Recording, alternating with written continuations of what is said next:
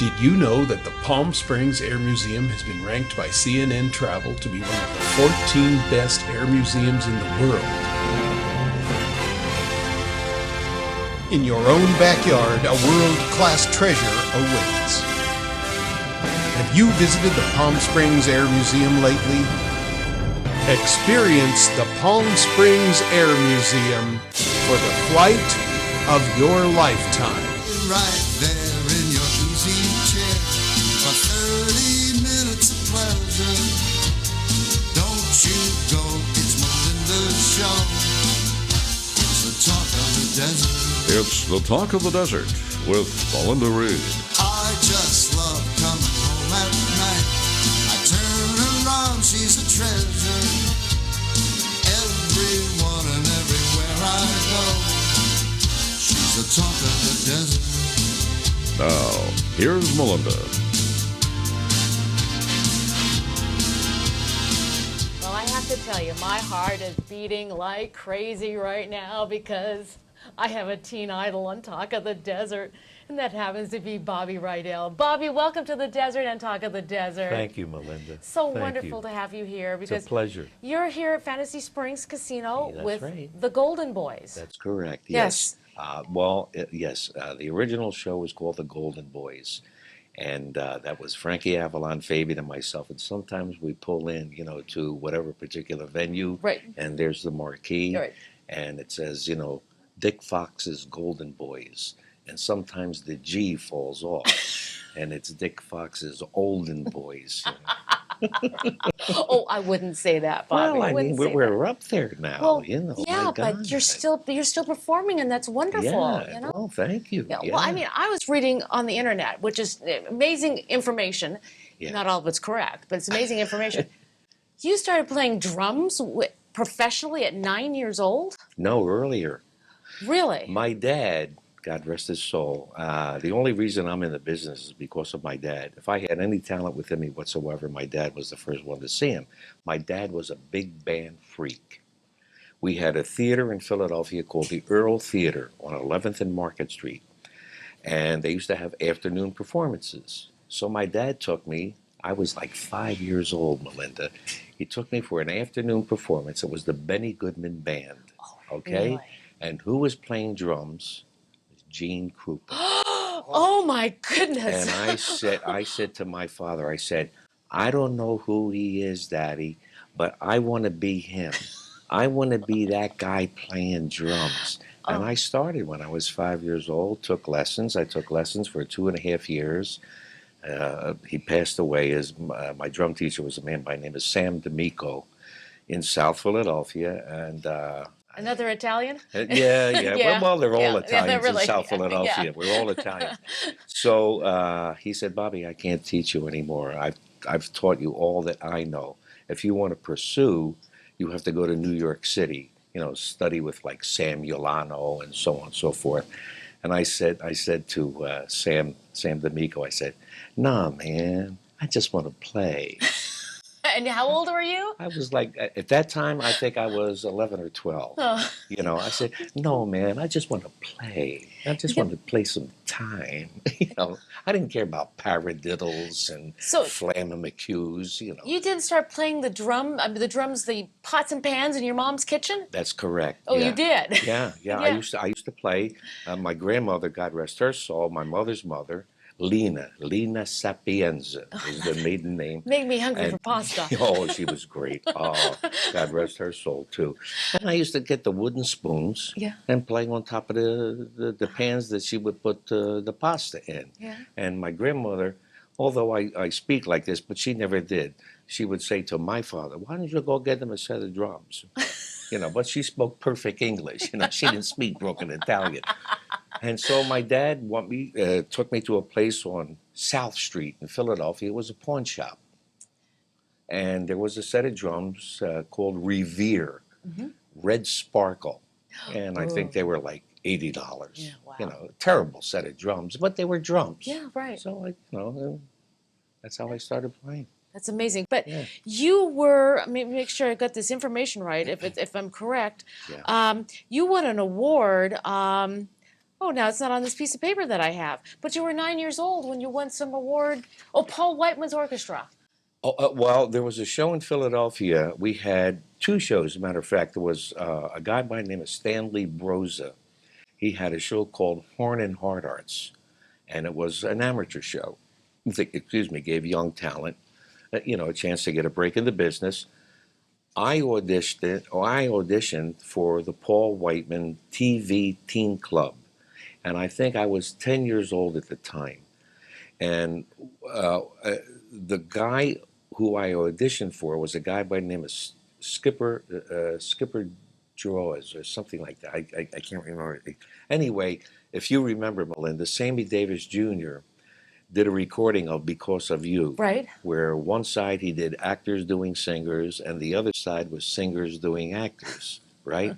So I went on the show and I performed and I did actors doing singers, like Cagney and Jimmy Stewart and Jerry Lewis, to the tune of Because of You. And I won. I won on the show. I became a regular on the show. And at that time I was 11 years old. And then the show went off the air. And I was out of work. Because they hired you, huh? I was out of work at 11 years old. It was over, Poor thing. Well, when did you decide, and do you still play the drums? I still have my set, Do you? yeah. The Matter of same fact, Red Revere set? no. Matter of fact, we talked about Sam D'Amico, Yeah. my first teacher, and he passed away. But before he passed away, he had a drum shop on 9th and Moyamensing, which I lived on 11th and Moyamensing, South Philadelphia, a couple of blocks away. And I went to him. I said, Sam, I want to get a set of drums. I just want to set them up in the house, just to be able to play. I said, what do you? So he said, Pearl, Pearl drums. So so I ordered a set of Pearl drums from Sam, and I have them set up in the house. I still go down. And Now, play. when did you start singing? Because you're known as an actor and a singer. Singer. Well, hey, wait a second. You were in Bye Bye Birdie. Yeah, I was. Yeah. And you're about as thin as this pin in Bye Oh Bye my God! Birdie. Look at this Labans over here. Once again, my dad. I was born in 1942. Okay, so and when my dad went overseas, my mother they used to write letters back and forth, And my father never fought. At that time, when it was like 1945, war was over, and he was part of what they called Eisenhower's traveling troops. They went all over the goddamn place. They never fought. But anyway, my mother used to write, "The baby's always singing." I'm 3 years old. The baby's always singing, and I still have the letter that my dad wrote to my mom. And he said, who knows, maybe one day we'll have a star in the family. I'm 3 years old at the time. So I guess I started, I started to like singing at probably 3 years old. Then 5 years old, I saw Gene Krupa. So, yeah, really. What an amazing story. Now, so your first professional job playing drums was at 10 years old? Before? Well, wait a minute. I was about, when you say, professional means like making money. Making money? Making money. Yeah, or was it just tips? yeah. Sing one for my baby. Thank you, pal. The first band, if you want to call it a band, that I ever worked with, guitar player. Well, there were two guitar players and an accordion player, okay? The one guitar player, his family name was Pat Azara. And then the second guy was a guy by the name of Joe Lano. And I know Joe Lano. And then the third guy played accordion was Eddie Lally. Well, Pat Azara became Pat Martino. Oh, really? Okay. Pat was about 10 years old. I think I was 11 or 12. And Joe Lano was about the same age as me. And Pat Martino was a great jazz guitarist, and Joe Lano's not too shabby. Oh, he's either. not I too mean, shabby. every Vinnie time, Falcone loves him, who was Frank Sinatra's music director for 10 years. Oh yeah, I mean, yeah. Every time I work Vegas, I call Joe Lano. Of course, I absolutely. call Joe Lano. I say, Joe, you contract the band. Yeah. You get all of the heavy cats, you know, Yeah. the trumpets, the bones, the reeds, yada, yada, so on and so forth. So that was, you know, I guess that was my first working job. Yeah, really. You know. But when did you start singing, besides at 3 years old, with the baby is singing? Well, So, I guess the first time was my dad used to take me to clubs in Philadelphia when I was, oh God, Melinda, I don't know, 8, 9 years old. Two places in Philly called the CR Club, the 2-4 Club, the BR Club, Erie Social Club. He would go up to the owner and said, "Is it okay if my son got up and sang some songs and did some impersonations?" And, you know, and when I was that age, you know, I got up, I sang, I did some impersonations, and the people went like this. I said, wow, all I have to do is do that, and they do this. You know, what a wonderful feeling. And so that was it, you know, Yeah. at like You- 7, 8, 9 years old. It's amazing, You know, my Bob. God, yeah. Well, Yeah. when did you do your first recordings? Hit-wise? Well, when you actually started recording on records. You know, remember what records are. You know, were they 78s? Were they 45s? Yeah, right. EPs, my God, 78. So, um, you know, a funny story. When I won on the Paul Whiteman show, Yeah. the show was sponsored by Tootsie Rolls. Okay, so I got a whole crap load of Tootsie Rolls. I got an RCA 45 record player and an RCA color television set. Wow. And records. And they were all LPs. I mean LPs of like Goodman, Tex Beneke, Oh, Artie Shaw, beautiful. you know, Yeah. Caruso. Mhm. And we moved out of South Philadelphia up to the suburbs, and I don't know what happened to what. Yeah, that stuff is probably worth millions today. You know, Yeah. the real original Yeah. recordings of Yeah. all of those people. Wow. I'm sorry, I lost track of the question. No, that's okay. So did I. I was so fascinated Yeah. with the story. But you know, speaking of South Philadelphia, I can't believe how many entertainers, and in fact, Wow. the two others that you're working with are from South Philadelphia. Is Yeah. there something in the water? Well, well, a matter of fact, I always used to say that was a water trough on 9th and Dickinson. And if you drank out of it, you became a singer. If you put your feet in it, you became a dancer. If you drank and put your feet out in it, you became a singer and a dancer. You were ready for Broadway. You were ready for the legitimate stage. I don't know. You know, everybody, why did so many, you know, entertainers? Well- I mean, we had people. You had Buddy Greco. Yeah, I was just going to mention it. Al Yeah. Martino, Mario Lanza, Joey Bishop, Frankie, Fabe, myself, James Darren, Yeah. whose real name was Orkalani, you know. And we all lived like 10 blocks away from It's one amazing, another. isn't Yeah, it? it really is. Well, yeah. was there kind of a musician vibe in the city, and that you supported each other, or that you grew up all together, or I mean, what No, just happened so, huh? Frankie Avalon and I, okay, as we speak, when this is going to air, I don't know, but Couple of I'll be weeks. 74 in April Okay. 26th. Frankie's going to be 90, and no, but no. Frankie and I go back when I was 10 years old. I think Frank's about 2.5, 3 years older than Okay. me.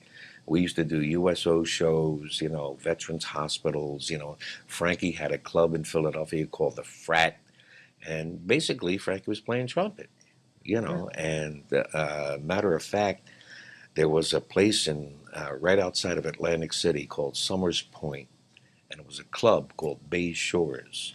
And Frankie was working with a band called Rocco and the Saints. And his drummer, by the name of Chippy Peters, his real name Chippy Brancata or Pete Brancata, got sick. And Frank said to me, he called me, I'm like 14, 15 years old. He said, Bobby, can you come, you know, and, you know, sit in? Chippy's sick, you know, yada, yada, yada. Yeah, man, no problem, you know. So I did, and I played a couple of sets. And that's how I met my first manager. He was playing bass, my first manager, with a band called Billy Duke and the Dukes. and I was playing drums with Rocco and the Saints, you know. I love these And- names. These are great. Right, yeah, right. And basically, as far as my recording career, that's how it all started. Yeah. Bay Shores, Summers Point, New Jersey, like 10 miles outside of Atlantic City, New Jersey. Just amazing, Bobby. Yeah. Fascinating stories. We're going to take a quick break here. We're going to come back, talk about more of your career. Of course, the movie that everybody loves, Bye Bye Birdie. Like I said, you're as thin as this pin in that. Yeah. And then, of course, more about No. the Okay. olden boys. And I'm not going to call it that. It's the golden boys because they have hearts of gold, right? Yeah, well, in Italian, we call it la vecchiaia garogne. This means you're getting old. La I knew the vecchiaia last word. garogne. I love it. I love it. We'll be right back with a golden boy, Bobby Rydell. She's the talk of the desert. Don't touch that dial. Melinda and her guests will be right back.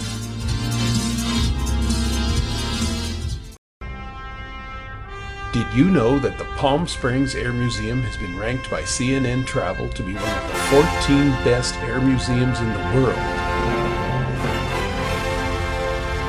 In your own backyard, a world-class treasure awaits. Have you visited the Palm Springs Air Museum lately? Experience the Palm Springs Air Museum for the flight of your lifetime. She's the talk of the desert. Now, let's get back to Melinda and the second half of the show. Boy, my heart is still beating hard with Mr. Bobby Rydell sitting here on the set of Talk of the Desert. Bobby's great stories. I love it. But I want to know, you. how do you get this little skinny from South Philadelphia, skinny man, boy, from South Philadelphia into the movie of Bye Bye Birdie? Interesting. I was with Frankie Day, who I mentioned earlier, played bass for Billy Duke and the Dukes. And it was just a handshake, and then we got very lucky with records. Yada, yada, yada. I go out to California. And Columbia was making a movie called Bye Bye Birdie. And I had already seen the Broadway show in New York City, Bye Bye Birdie. And so I went to Columbia, and I auditioned for a guy by the name of George Sidney, who was the director of the movie Bye Bye Birdie. And I did a screen test with Anne Margaret. And basically a screen test is, you know, you just talk to the camera, you know, you show them your personalities, so on and so forth, you know, and read a couple of lines from the script. And the last thing was Anne and I doing a song from Bye Bye Birdie, and that was One Boy, One Special Boy, yada, yada, yada. And George Sidney said, thank you ever so much, you know, we'll get in touch with you. 2 weeks later, I'm back home in Philadelphia. Frankie Day, my manager, says, you landed the part of Hugo Peabody. And that was the name of Anne's, you know, boyfriend in the movie. She was Kim McAfee, and I was Hugo Peabody. And when I saw the Broadway show, I mean, Hugo Peabody didn't do anything. I mean, he had no lines, he didn't sing, he didn't dance, he didn't do anything. I said, what the hell? Yeah, You know. yeah. Make a long story short, George Sidney saw some kind of magic between Anne Margaret and myself.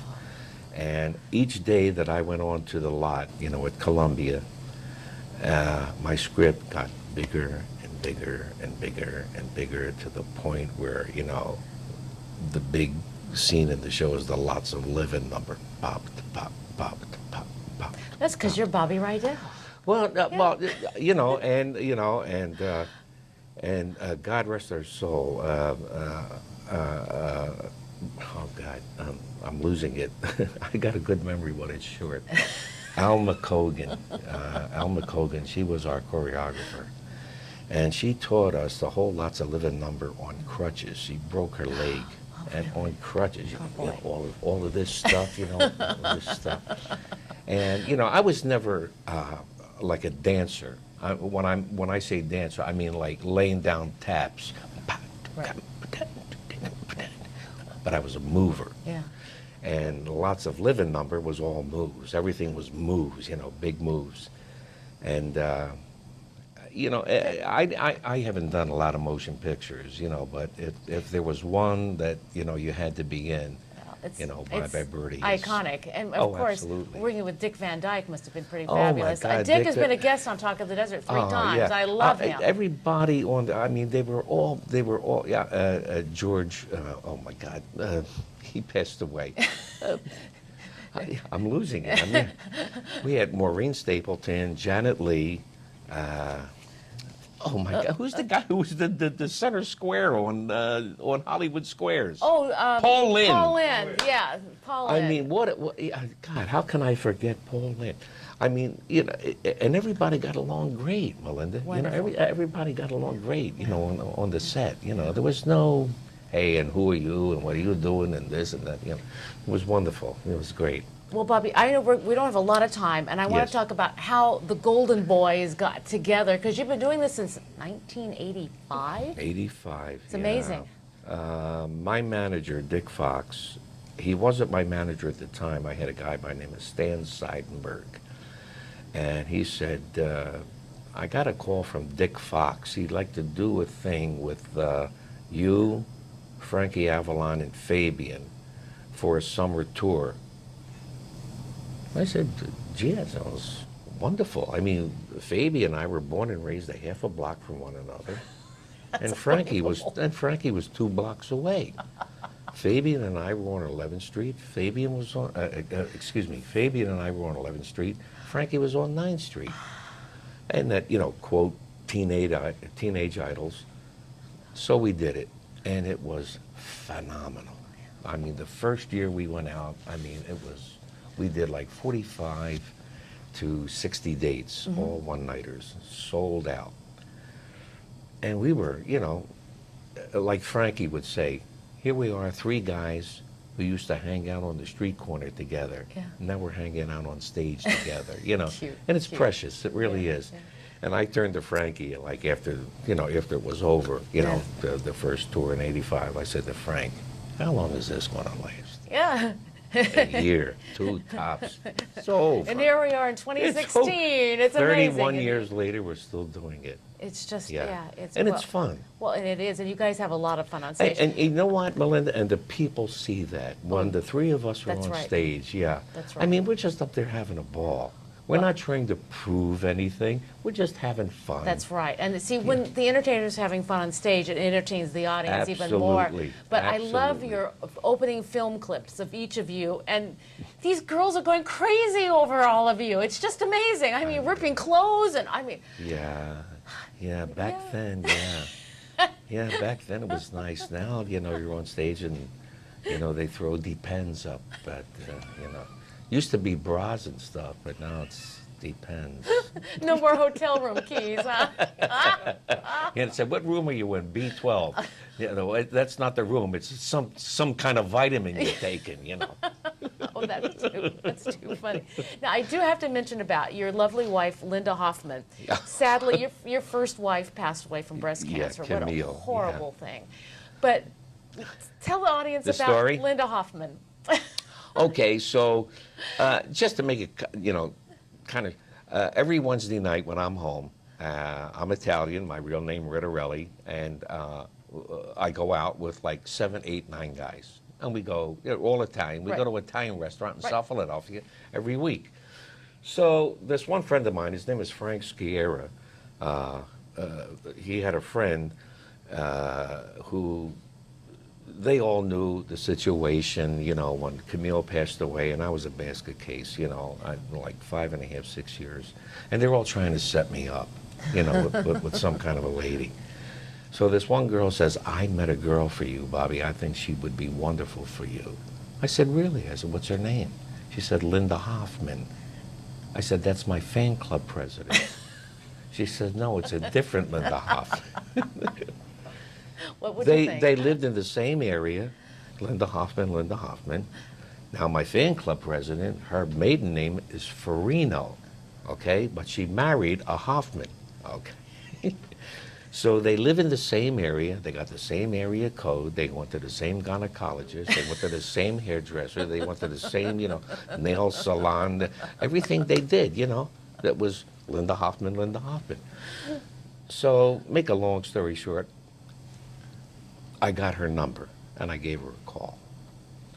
And, oh, this is a great story. Before that, being that her name was Linda Hoffman, people thought that she was the fan club president, Linda Hoffman.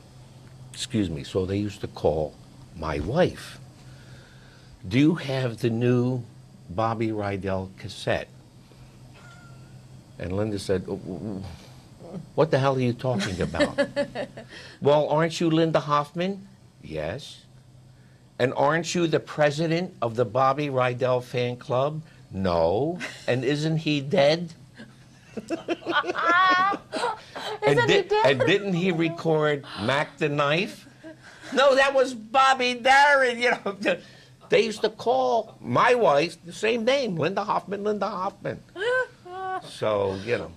Well, you married Linda Hoffman at the Bootlegger in Las Vegas, Yeah. who's owned by Lorraine Hunt Bono, and she was the lieutenant governor of the state of Nevada. Yeah, and Dennis, her husband, And- who's a damn good singer. Oh, that's right. Yeah. Anyway, but I know that they were so proud because they told me that, Oh, that they're you dear got married friends. there, and that Yeah. was just so wonderful. They're really- But we only got 3 minutes left, and I want to Yeah. talk about this book that you're writing. Yeah, it's going to Yeah. be interesting, Melinda. It's the working title is, I guess in big letters, it'll be a picture Bobby Rydell, teen idol on the rocks, and it has a connotation which could be, career-wise. Right. You have your ups, your downs, Right. your lows, your this.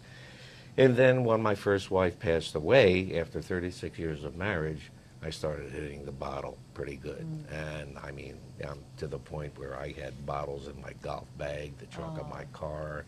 If the bottle was that, just half full, I had to go to the state store, the liquor store to get another one, So that led to cirrhosis of the liver. And then in 2012, I was lucky enough to be able to get a liver and a kidney transplant. Now this is 2016, and here I are. Here you are. Yeah. You're still on stage performing. Yeah. But you said the book should be released in April. Is that right? Hopefully Well, it'll that's what the plan is, hopefully yeah. it'll be released in April, excuse me. And like I said, the working title is Bobby Rydell, Teen Idol on the Rocks, A Chance at Redemption. That's Fantastic. Yeah, something like that. I love it, Bobby. Bobby, I thank you for when you're Melinda, here, your thank trip here you. to the desert for the Golden Boys at Yeah. Fantasy Springs Casino, and for taking your time. You just got off the aircraft just like 45 minutes ago, and for coming and being a guest on Talk of the Desert. Thank you so much for joining me, and thank you, audience, for joining us.